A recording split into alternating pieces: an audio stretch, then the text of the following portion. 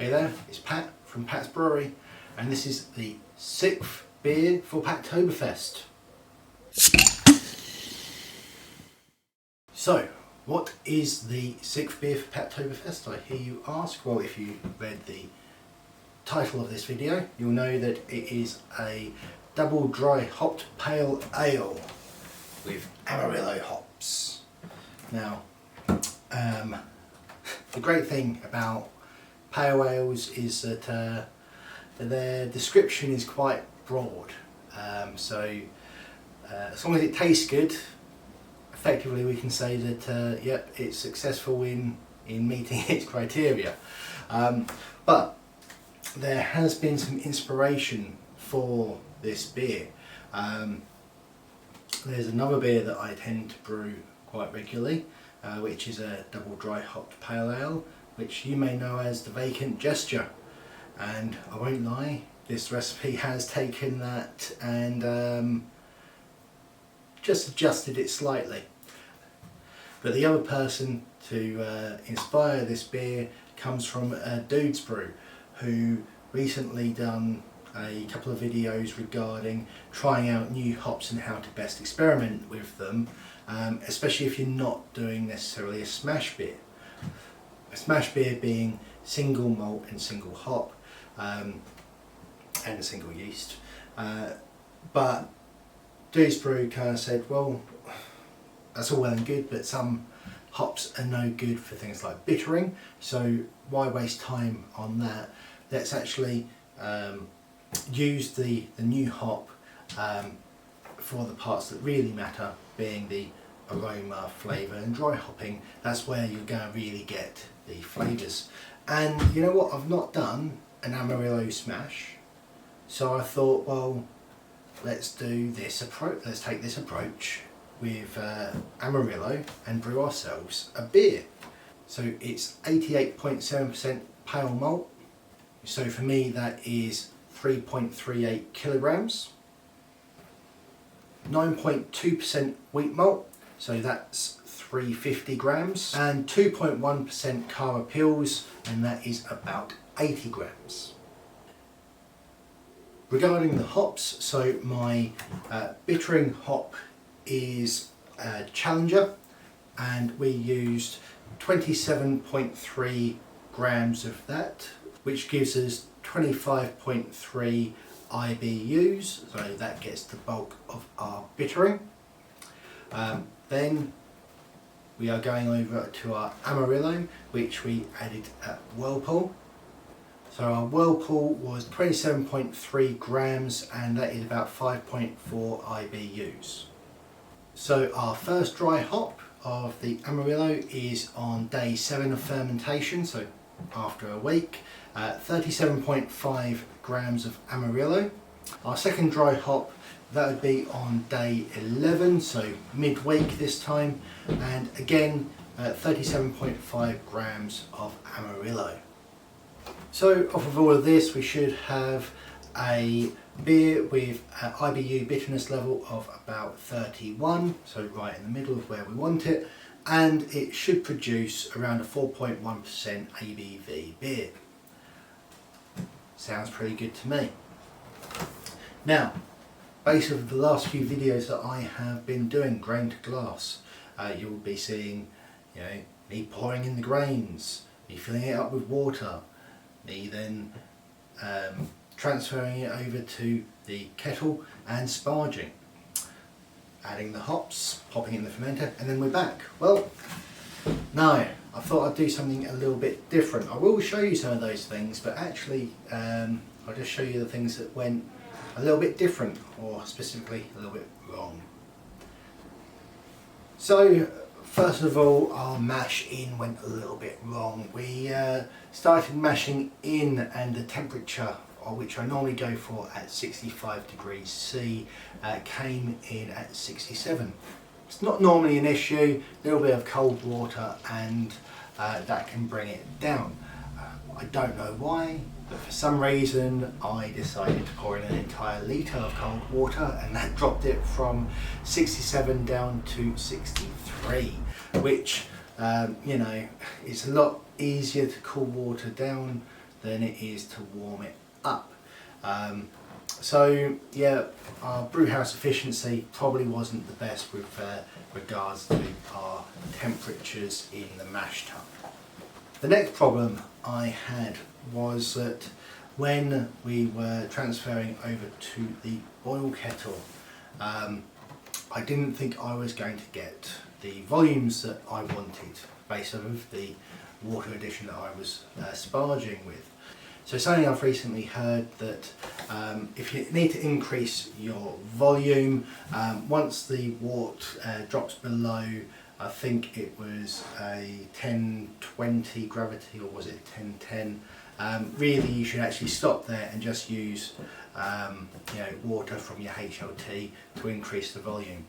Obviously, what does that do? It drops your overall gravity. So what I did end up having to do is add in some DME, dry malt extract, which brought the gravity back up to where we was after. So next thing to tell you about is that I have been fermenting this beer under pressure. Now you're going to say, Pat, how have you been adding your dry hops if you're fermenting under pressure? Surely that loses all the point.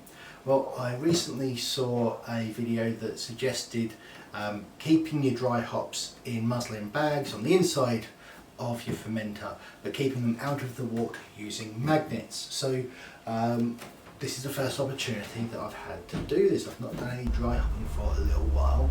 So yeah, I was able to do that on day 7 and day 11. Overall, that went really well. Now, the next thing for my regular viewers, you'll know that from my previous 5 grain to glass videos, we've already filled up the kegs, so this is for the hand pull. So we'll be serving our beer from a bag in a box rather than a keg.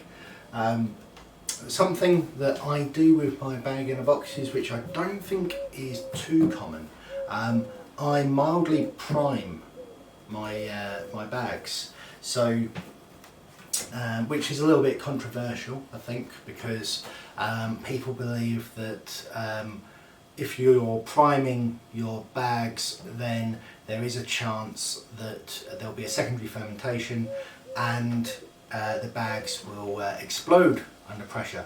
Now, when I say I prime the bags, what I'm really doing is it's not a lot of sugar that I add. I add about 1 tablespoon of sugar for the entire bag, and all that allows is for the yeast that is remaining in the beer to produce just a little bit of carbon dioxide and form a little bit of a barrier between the beer and any oxygen that might be in there. So it does produce a little bit of pressure, but not that much because I've kept it on the low side. But what I do need to do before actually hooking it up to the hand pull is I've got to perform what I call burping the bag.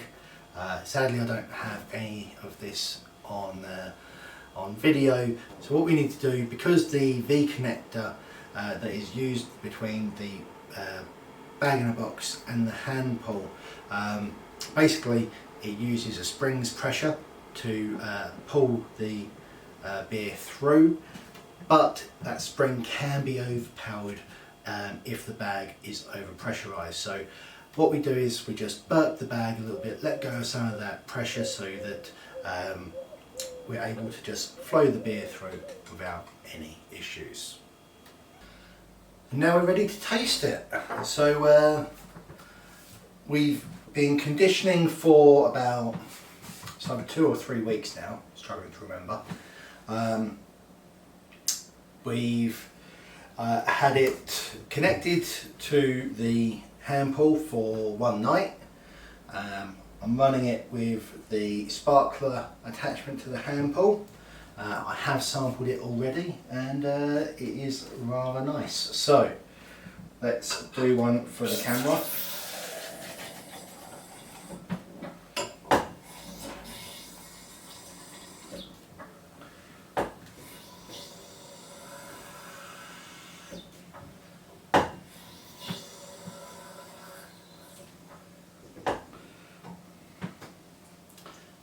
will settle out shortly. There we go. So we have definitely hit that pale note.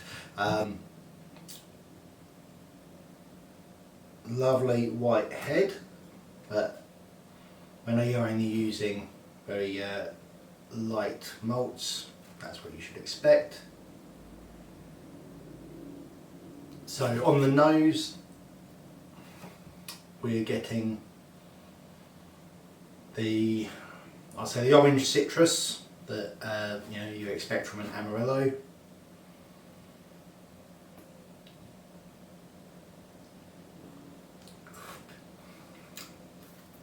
And definitely some floral aspects, I guess, but that orange citrus, kind of that almost like you're just taking off the peel. I mean, obviously the first pour of this was stored in the actual hand pump rather than what's been run through the keezer, so sadly the first pour is maybe a little bit warmer than I'd want, so I dare say I might need to pour myself another pint to properly enjoy it. But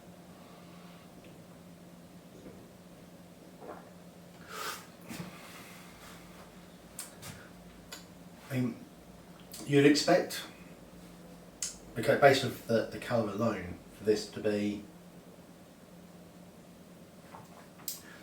quite a thin beer, but actually it's got quite an, I don't know where this description of mouthfeel kind of came from, that everyone's talking about it, but it is something that you go, there's more to it. There's a slight thickness, you know, it's that good medium body, which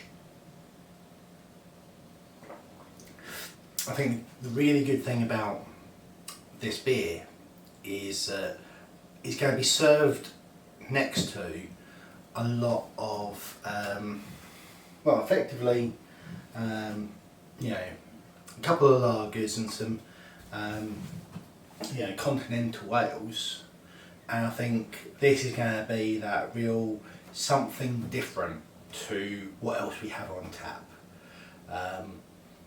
I think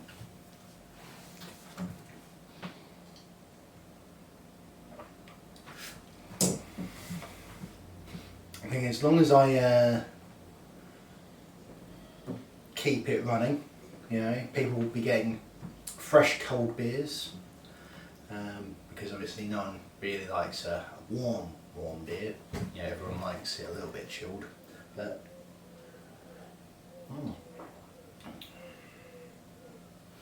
that is nice. That is. I'm happy with that. I think probably need to start using Amarillo as a bit more of a primary hop. Normally when I use Amarillo, it's always in conjunction with something else, which, you know, there's nothing wrong with that, but this is kind of showing to me that it's just as good as a standalone. I am glad that we didn't do this as a smash beer, just because I don't think we would get the right feel of the beer.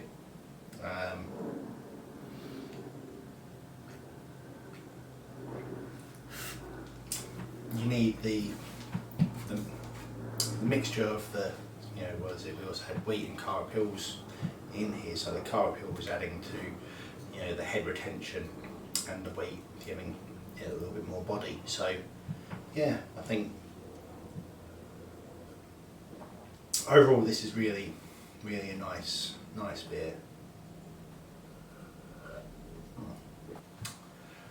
Right then guys, I'm going to finish these beers, and yeah, I'll catch you next time.